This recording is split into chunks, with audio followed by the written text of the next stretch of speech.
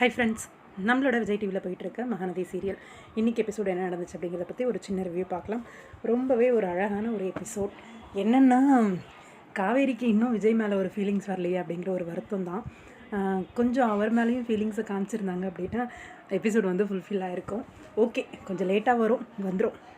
நீங்கள் குட்டி அம்மு வந்து இரும்புறாங்க, ஒரு மாதிரி பண்ணவும் விஜய்க்கு தூக்கம் தெளிஞ்சு போய் பார்க்குறாரு. பார்த்தா தண்ணி குடிக்கிறியாமோ அப்படின்னு சொல்லி கவனித்து காவேரி வந்து தூங்க வைக்கிறாங்க.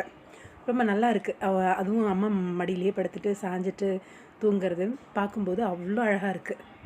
மறுநாள் காலையில் நான் கிளம்புறேன் சார் அப்படின்ட்டு, குழந்தை நல்லா தூங்கினாலாமா அப்படின்னு தாத்தா நல்லா தூங்குனா, ஃபீவர் எல்லாம் இல்லை, நல்லா இருக்கா அப்படின்னு சொல்லிட்டு கிளம்புறாங்க. கிளம்பும்போது நான் ஆட்டோலேயே போயிடுறேன் அப்படின்னு சொல்லி கிளம்புறாங்க. விஜய் ட்ராப் பண்ணுறேன்னு சொல்லியும் கேட்காம பார்த்தா ஆட்டோ கேன்சல் ஆகிடுது. வெளியிலேயே நின்றுட்டுருக்காங்க. விஜய் வந்து பார்க்குறாரு. என்னங்க மிஸ், இன்னும் இங்கேயே நின்றுட்டுருக்கீங்க அப்படிங்கிற மாதிரி கேட்குறாங்க. கேட்கவும் ஆட்டோ கேன்சல் ஆகிடுச்சு சார், அதான் இன்னொரு ஆட்டோ போட்டிருக்கேன் அப்படின்ற மாதிரி சொல்கிறாங்க. உடனே நான் ட்ராப் பண்ணுறேன், கார் சாவி எடுத்துகிட்டு வரேன் இருங்க அப்படின்ட்டு, இல்லை வேண்டாம், ஆட்டோ புக் ஆகிடுச்சு, வந்துடும் 5 மினிட்ஸில் அப்படின்ற மாதிரி உள்ளே வந்து உட்காருங்கன்னு சொன்னாலும் கேட்கல, வெளியே நின்றுட்டுருக்காங்க. பேசிகிட்டு இருக்கும்போது அம்மு பற்றி அந்த எமோஷ்னல் ஃபீலிங்ஸை வந்து வெளிப்படுத்துகிறாங்க. அவள் இருந்தான்னா போதும், எனக்கு வேறு எதுவுமே வேண்டாம் அப்படின்னு தோணும். எங்கள் வீட்டுக்கு வந்தான்னா இங்கே இருந்துட மாட்டாளான்னு நான் நினைப்பேன். எனக்கு அம்முவை தத்து கொடுத்துட்றீங்களா அப்படின்ற மாதிரி ஒரு கேள்வி கேட்குறாங்க. என்ன கேள்விமா கேட்ட அப்படிங்கிற மாதிரி இருந்துச்சு. கல்யாணம் பண்ணிவிட்டு வாமான்னு கூப்பிட்டா வராமல் அம்முவை தத்து கொடுத்துருங்கன்னு கேட்குறாங்க. உண்மையாக அது எனக்குமே கொஞ்சம் கோபம் தான் வந்துச்சு. அம்முவை தத்து கொடுத்துருங்கன்னு சொன்ன உடனே விஜய் வேண்டாம், விஜயோட பொண்ணு மட்டும் வேணும் அப்படிங்கிற மாதிரி, என் பொண்ணு தான் என்னோடய உலகமே, அவளை கொடுத்துட்டு நான் என்னங்க பண்ணுவேன் அப்படின்ற மாதிரி கேட்குறாரு.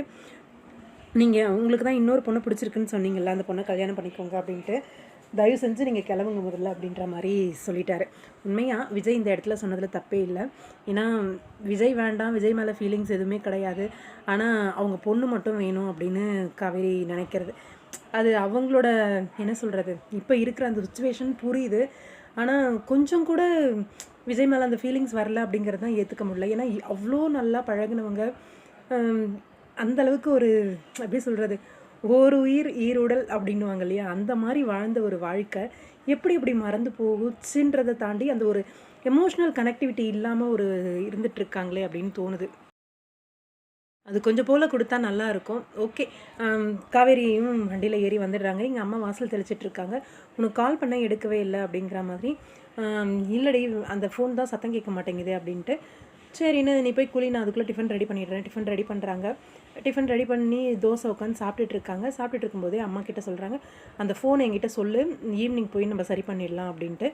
இங்கே ஸ்கூலில் காட்டுறாங்க. உங்கள் ஸ்டூடெண்ட்ஸோட நேம் லிஸ்ட் வந்திருக்கு, நாளைக்கு கலந்துக்க போகிறவங்களது செக் பண்ணிக்கோங்க, அம்மா மகளோட பசங்களோட நேம் எல்லாம் அப்படின்னு காவேரி மிஸ் கிட்ட கொடுத்துட்டு போகிறாங்க. காவேரி மிஸ்ஸும் அதை பார்த்து நேம் லிஸ்ட்லாம் பார்க்குறாங்க.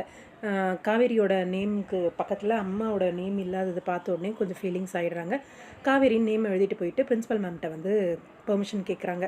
பிரின்ஸிபல் மேமும் புரிஞ்சுக்கிட்டு, ஓகே காவேரி, நீங்கள் இருங்க, அம்மாவாகவும் மிஸ்ஸாகவும் இருங்க அப்படிங்கிறாங்க. உண்மையெல்லாம் தெரிஞ்சிடவே இங்கே பிரின்ஸிபல் மேமும் ரொம்ப ஓவராலாக எந்த ஒரு பிரச்சனையும் பண்ணலை. அதை பார்க்கவே நல்லா இருந்துச்சு. இங்கே காவேரி, குட்டி காவேரியை பார்க்குறதுக்கு பெரிய காவேரி, நம்ம மிஸ் காவேரி வராங்க. நாளைக்கு ஃபங்க்ஷனுக்கு வர சொல்லி கூப்பிடுறதுக்கு. அவள் வேண்டாம், அவள் வருத்தப்படுவா அப்படிங்கிற மாதிரி சொல்கிறாரு விஜயும்.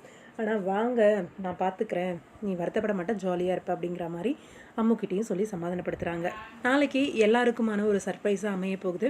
பார்க்கலாம், வெயிட் பண்ணி என்ன நடக்குது அப்படின்னு சொல்லி உங்களோட கருத்து